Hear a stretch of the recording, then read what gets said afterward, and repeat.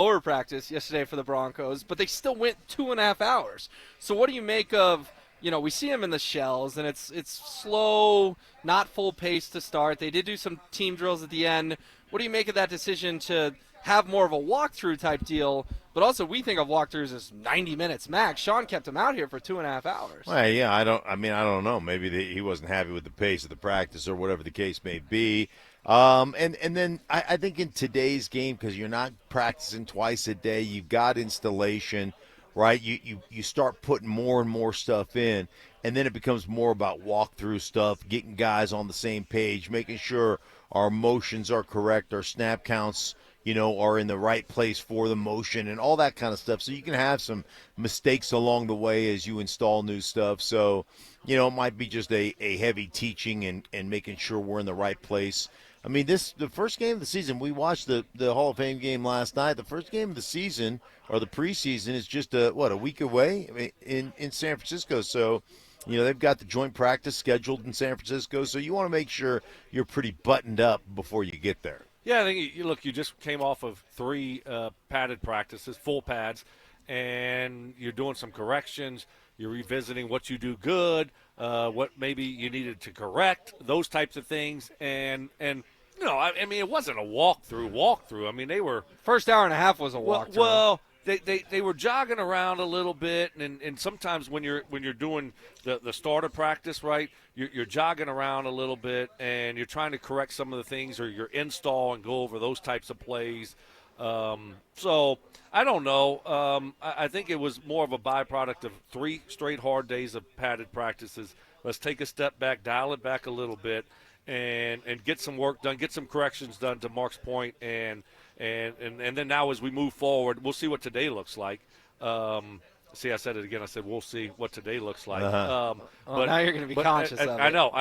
That's why I didn't want you to tell me that. As far as if it's going to be full pads or not, because you said Saturday is going to be a scrimmage type of setting, so that will be full pads. Yeah, for Sean sure. said yesterday scrimmage type deal on Saturday with Mark mixed and match personnel groups, like the ones maybe going against the 3s, the 2s against the 1s. Yeah. He said we did that last year. Now, he had a quarterback competition. I put that in air quotes last year, but Saturday should be fun. That'll be a lucky day for the 800 Broncos fans that are out here. Yeah, it'll be a great day. And anytime you have a scrimmage setting, intensity ratchets up a little bit. So we'll see the most intense probably practice that we've seen to this point. And then you always have kind of situational scrimmages. Like, all right, we get 10 plays coming off the 40-yard line, trying to get across the 50 and get into the high red zone. We're coming off the goal line right now. We're going into the red zone stuff. So you get those situational aspects. And then, hey, man, we love this personnel group going into the end zone, in the red zone. We love this personnel group on the goal line, whatever that is. And we'll get to see some of that stuff. So it'll be cool. It'll be really cool to see, and it'll be intense practice on Saturday. Yeah, it's kind of the same thing that you'll see in the joint practices, where you can set up whatever you want. You can do 3rd down and 10. You can do 3rd down time. You can do your 2-minute. You can do different things like that, situational football that's going to come up during the season that you don't get a ton of work on. But in days like that, like you see on Saturday or joint practices, that's when you can practice those types of situations. So when they come up during the season, you're ready to go. The Dre Greenlaw thing yesterday was scary. There's no doubt about it. He's doing a one-on-one drill with J.K. Dobbins and sort of comes up a little limp. Talked to 3 trainers before finally jogging into the facility. Here's what head coach Sean Payton had to say on a Greenlaw update after practice. No, I think he's fine. In the one-on-one period, he felt it got tight, different area. So we'll know more. We'll go ahead and have all the precautionary work done, but I think he'll be all right. All right, so Mark, think he's fine, think he'll be all right. Quad, Sean says different area. Right. Those soft tissue injuries. What's your level of concern about Greenlaw today?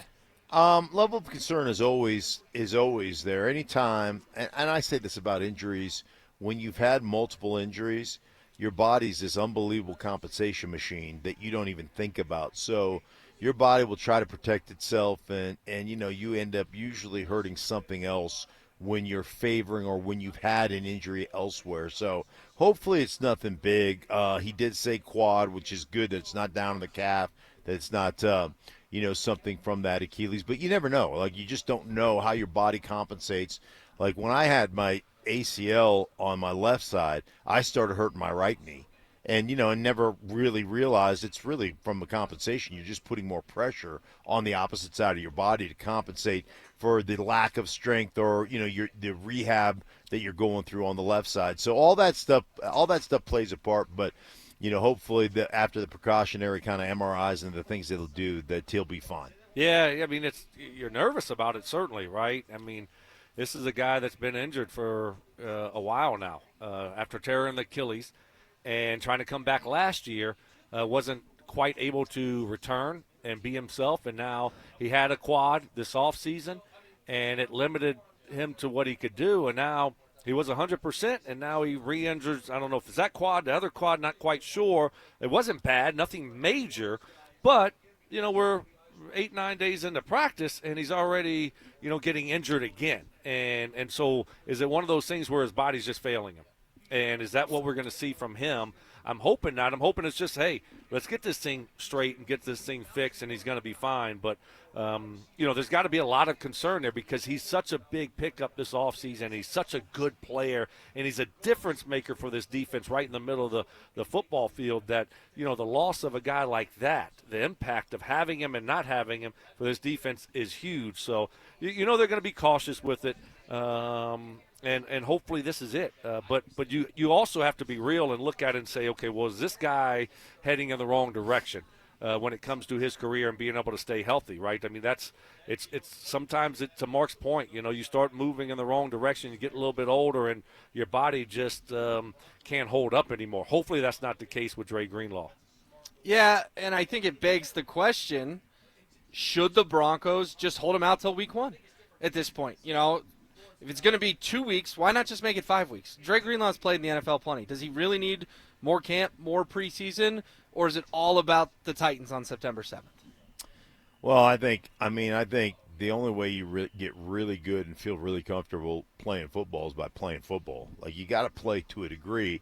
Now, you can manage practice, put them in situationally. Hey, we need you here for these 2 reps. We need you here for these 3 reps. But it's a little different. That's how I was always dealt with while I was here. Mike Shanahan did a great job. Alex Gibbs did a great job of managing me. Say, hey, we need you on these 2 blitz pickups. Then get out. We need you on these 2 or 3 plays, right? But let's face it, I wasn't in great shape. I mean, I didn't have to be in like phenomenal shape wind-wise.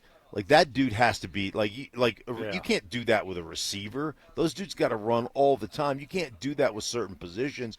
My position a little bit differently. You can deal with it a little bit differently because you don't have to have the greatest of cardiovascular fitness to play and do what I did. And so it was a little easier to manage me. That guy's got to be in football shape. And, we joke about it and we talk about it all the time, but it's true. The only way you get into football shape is by playing football. You can't do it on a track or a treadmill or a bike. It just doesn't work that way. Yeah, and I think when you look at a guy like Dre Greenlaw, you got to remember he hasn't really played football in a year and a half, right? I mean, he was in the Super Bowl when he tore his Achilles. He came back last year for a couple games, and that was it. And he played quite a bit in one game against the Rams. I think he was just a couple of games, Stoke, and it was kind of spotty. Yeah. Remember? So he hasn't really played a lot of football in a year and a half. And now all of a sudden we're just going to say, hey, we know you're a veteran, and we're just going to throw you out there week 1. I think there's a fine line there, to your point, Will. I don't think you're crazy saying that. I think you got to be really cautious with them. But you got to Mark's point, you got to pick your spots of when you're going to use them, when you're not going to use them. And you got to get them ready to go because I think also you got to be worried about, okay, we're going to put them on the shelf, and then all of a sudden we're going to say, all right, we're going to ask you to play 60, 70 plays in a game. Is that doing him a disservice? Is his body ready to go for that many plays, and can it hold up for that many plays when you haven't gotten it ready to go during practice or a preseason game? Yeah, all that stuff, just the contact, all the stuff it's important, man. So, like, you've got to be really smart about managing it if you're Sean Payton, really smart about managing it. But there is a certain amount of work that has to be done on a football field to get you ready to play. Like, you just don't roll in there and go September 1 and go, okay, I'm good to go now, guys. Let me get 3 days of walkthrough, and then let's strap it up and go hit people. It really just doesn't work that way. Yeah, we'll certainly keep an eye on it. I mean, between Alex Singleton getting the surgery on a broken finger, he'll be back in about 6 days. Greenlaw out, Drew Sanders out. Is it time the Broncos look around at the inside linebackers? I mean, we tossed some names around there. Quan Alexander had a cup of coffee here last year. I know C.J. Mosley just retired a month ago, but guys unretire all the time. I don't know. Josie Jewell just got released by the Panthers. Now, that one was scary because he has concussion issues, and they were very open about that. But is this suddenly a position of need again that was kind of a position of need going into this offseason? Thought they addressed it, and they've been really beat up through the first few weeks of practice. Yeah, you talked about Quan Alexander, also played for Sean with the Saints, so they're very familiar with him. Ultimately during training camp, you do get a great look at some of your young players, so you might need another body. You might need to sign a guy for another body, but it gives you a great look at young players, see where they are, see how they can contribute, understanding that you're going to get Singleton back, hopefully, and I am assuming they're going to get, Greenlaw is going to be good to go. So, yeah, it might be sign a guy for just having a body in camp, but I think part of it is you look at, hey, man, we're going to get a couple of young guys a ton of reps. We'll see exactly how they stand up. Yeah, I think you're spot on. I think you got to sign at least one guy here because the unknown of Singleton with his injury, but also Drew Sanders, how long he's going to be out, and then Greenlaw also. I mean, you really can't count on him to do a whole lot here in camp before regular season. So I think you got to sign one or two guys at the inside linebacker spot, but I also think it says, hey, we like these young guys that we maybe no one's ever heard of or haven't talked a lot of. We're not talking a lot about these guys. We want to watch these guys in action. We want to give these guys the opportunity to say, hey, we can be an NFL player. When you look at like Kareem Reed, Levelle Bailey, who we talked about the other day, he was sideline to sideline a couple of days ago and making a lot of plays. And then J.B. Brown, a lot of guys that we haven't talked about and people haven't heard of, but they might like those guys and might want to see these guys get some meaningful live reps, and all of a sudden we look up in the preseason game and these guys are playing well. Now, hey, that guy might be the next, I don't know, Brandon Marshall or a guy that Danny Trevathan, that we didn't talk a lot about, but next thing you know, they end up making plays on Sunday. Yeah, that's kind of the ancillary benefit of having guys get boo-boos, get injured but not significantly injured, is you're going to see how the young guys respond and how they play, given that opportunity to run with the ones, and that's how, like, it's really interesting, but that's how NFL careers are made.